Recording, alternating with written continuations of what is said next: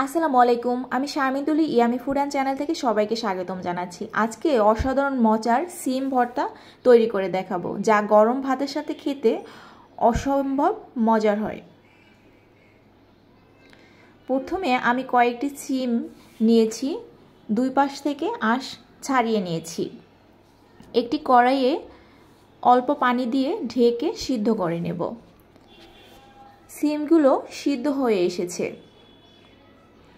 এবার আমি সিমের পানিগুলো একটি ছাঁকনায় ছেঁকে নেব 5 মিনিটের জন্য।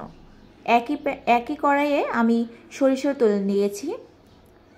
এবার শুকনো মরিচ, কাঁচামরিচ দিয়ে দিয়েছি। একটি দেশি রসুনের কোয়া দিয়ে দিচ্ছি ছিলে। এবার কাঁচামরিচ, শুকনো মরিচ এবং রসুনগুলোকে আমি খানিকটা সময় ধরে ভেজে নেব।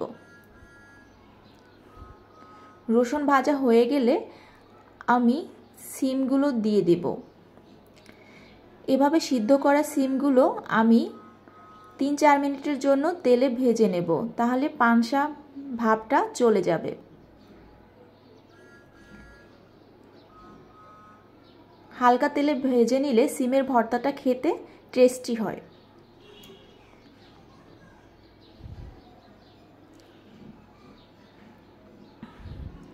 সিম ভাজা হয়ে গেছে, এবার আমি তুলে নিচ্ছি। এবার শিলপাটায় আমি সিম, রসুন, মরিচ নিয়েছি। একটি পেঁয়াজ কুচি দিয়ে দিয়েছি। ধনিয়া পাতা নিয়ে নিয়েছি। পরিমাণ মতো লবণ নিয়ে নেব। এবার আমি সবগুলো উপকরণকে বেটে নেব। বাটা হয়ে গেছে, বেশি মিহি করে বাটি নেই। এবার আমি সবাই লাস্টে সরিষার তেল দিয়ে দেব। সরিষার তেলটা আমি একটু বেশি পরিমাণে দেব, যেহেতু গরম ভাতের সাথে ভর্তাটি খাবো। এবার আমি সরিষার তেলের সাথে ভর্তাটি মেখে নিয়েছি।